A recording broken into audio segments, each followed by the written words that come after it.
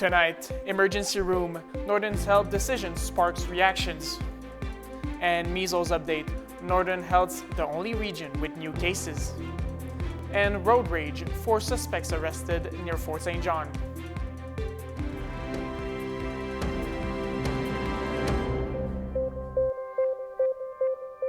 Good evening and thank you for joining us. We begin tonight with reactions pouring after Northern Health announced a reduction to after-hours coverage at the Tumbler Ridge ER. Tumbler Ridge Mayor Daryl Kakrauka says the move is a slap in the face and residents are already wanting to leave a day after the announcement.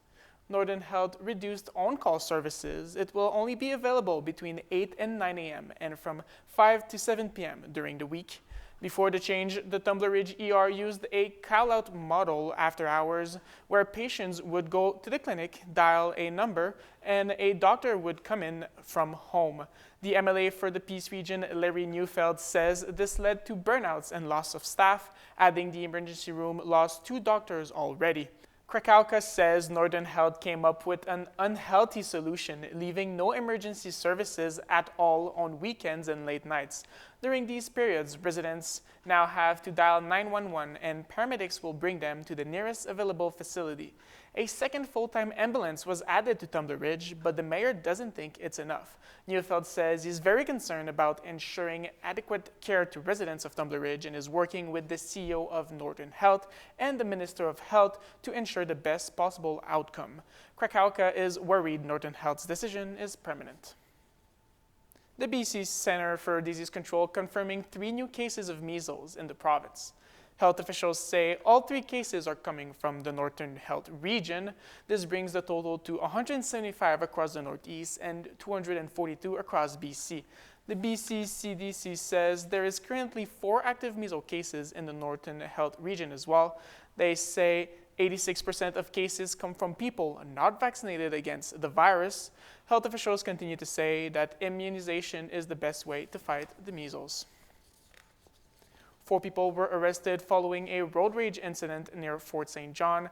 The RCMP say they seized firearms, ammunition, cash, and drugs following the incident. It happened at around 11 a.m. near Baldonnel Road and Highway 97 on August 31st. Mounties say a male had pointed a firearm at another. After a road rage incident, police located the suspect in a vehicle in Taylor within 10 minutes of the initial report. They say Travis Dion Sherrill was one of 4 in the vehicle. Sherrill was charged with 6 offenses, including possession of a weapon for dangerous purposes, and he remains in custody.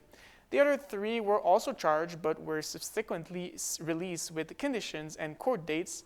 Police say the incident escalated quickly and posed a risk to everyone in the area.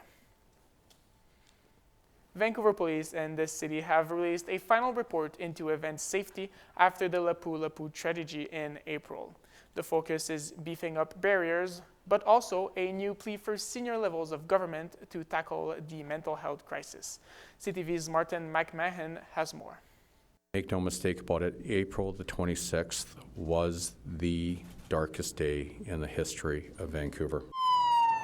Vancouver is still reeling from April's vehicle ramming attack at the Lapu-Lapu Filipino Street Festival, which left 11 people dead and many others injured. Now, just over 4 months later, a report outlines 8 recommendations. Now, with the release of the full final report, our hope is that its findings and recommendations will bring both a clearer sense of understanding and a roadmap for the future.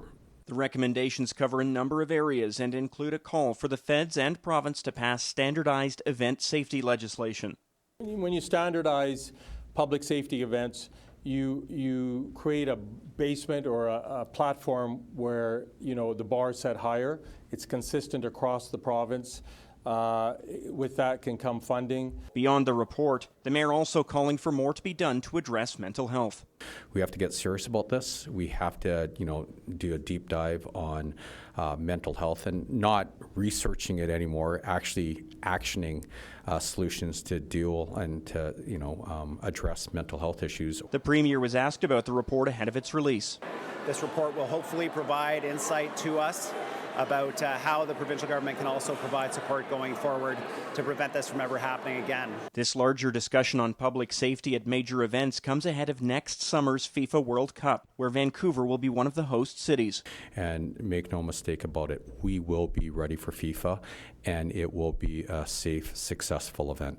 Despite the public pressure for action, the report leaves out one key detail, a timeline, with the mayor only saying he wants the recommendations brought in as soon as possible. Martin McMahon, CTV News, Vancouver. Librarians across the province are sounding the alarm on the need for more funding from the province to stay afloat. Advocacy groups say BC public libraries are at a breaking point. As CTV's Yasmin Gandam reports, the spaces fulfill many social and community services beyond the books. For many people, a library isn't just about reading and research. It can be life-saving. You also have folks who are struggling, who are unhoused, and who need a space to be. You also have a lot of people who just don't have anyone in their life. Hasdiev and other public librarians say due to rising demand and rapid inflation, libraries are at a breaking point. The challenge for libraries is that even if libraries were doing exactly the same things that they were doing 15 years ago, the money doesn't go as far. But they're actually doing more.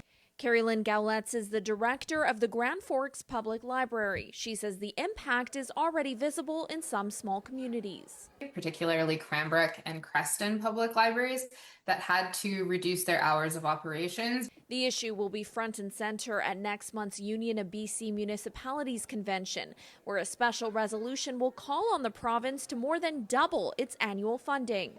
Local governments are standing up and saying that libraries are essential provincial infrastructure and the province needs to do its part to fund them. Gowletz says provincial funding was cut in 2009 to about $14 million a year and has remained stagnant since. The province tells CTV News that it provided a $45 million enhancement grant in 2023. Gowletz says that one-time funding is already running out. It's going to be really harmful for the communities. The library is the last free public space that you can just go and be. She says without more money, people won't be able to borrow a book from off the shelf or online. Yasmin Gandam, CTV News, Vancouver. To Alberta now, where the province's plan to ban some books from school libraries seems to have backfired. Some bookstore managers are reporting a jump in sales for some of the books caught up in the controversy. Purchases of popular books like Margaret Atwood's The Huntsman's Tale and George Orwell's 1984 have seen a spike since Daniel Smith's government revealed its plan to ban books with explicit sexual content in July.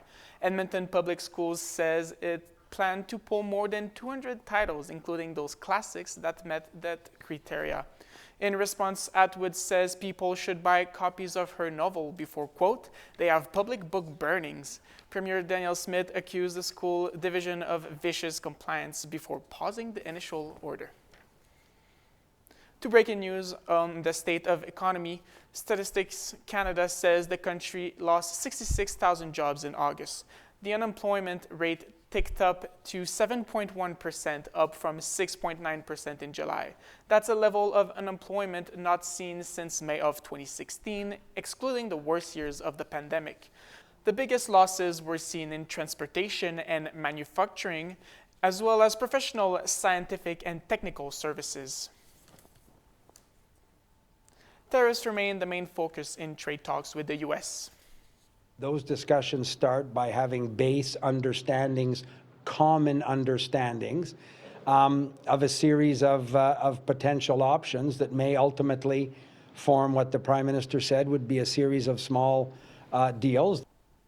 Canada-U.S. Trade Minister Dominic LeBlanc says Ottawa is working with the U.S. government to find common ground to improve the tariffs on steel, aluminum, copper, and the auto industry. He spoke alongside Industry Minister Mélanie Joly on the sidelines of this week's cabinet meeting. The Prime Minister is forging ahead with a series of new measures. He says they will support the Canadian economy without relying on trade with the United States. Mark Carney is introducing a Buy Canadian policy and tariff relief for certain sectors. He's also putting a pause to the electric vehicle sales mandate. Here's CTV's Abigail Beeman taking us through what we know so far. We will build big, build bold, build Canadian. Touring a plant in the Greater Toronto Area, the Prime Minister laid out Ottawa's plans to help Canadian industries in the face of a trade war, including help for those impacted by tariffs with a new $5 billion fund and specific help for the canola sector, hard hit by Chinese tariffs last month. What will be important here is to see how the federal government and provincial governments work with the business community to really identify what those needs are, support them, and work closely with labor organizations and the workers themselves. And the Prime Minister is pausing the 2026 electric vehicle target while reviewing the overall mandate. He's finally admitted that the Conservatives were right, just like we were right on the carbon tax.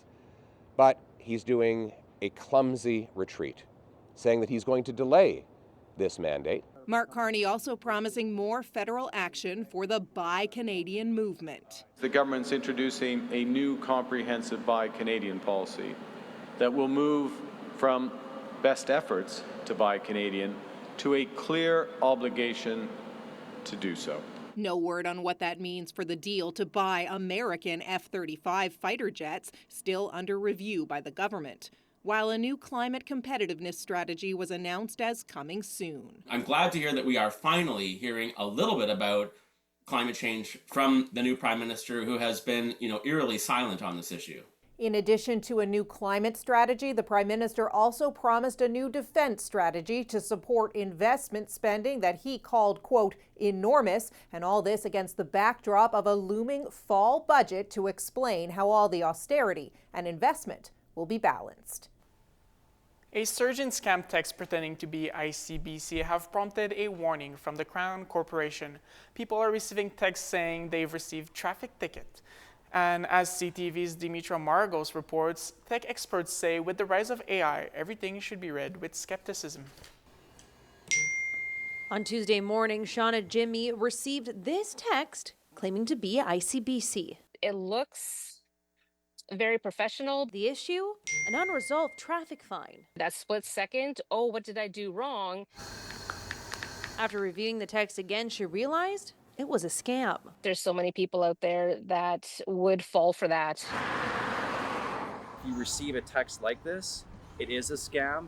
Please delete it. Greg Harper, a spokesperson for ICBC, says they are aware of these fraudulent texts. We would never text our customers looking for their identity, seeking payment via links in a text. And added they're working with a cybersecurity team to report and remove fraudulent websites. It looks so real. Micah Gerbo says even tech experts like himself, The ICBC one, I just got it this morning myself, aren't safe from receiving these texts. He says some of the dead giveaways like poor grammar or misspellings in scam messages from the past aren't there anymore. With AI now, they are perfect, and they can also craft and specialize them for each individual as well. And adds, all texts that look too good to be true should be looked at with a critical eye. Don't click on anything. Just delete them right off the bat. Dimitra Maragos, CTV News, Maple Ridge.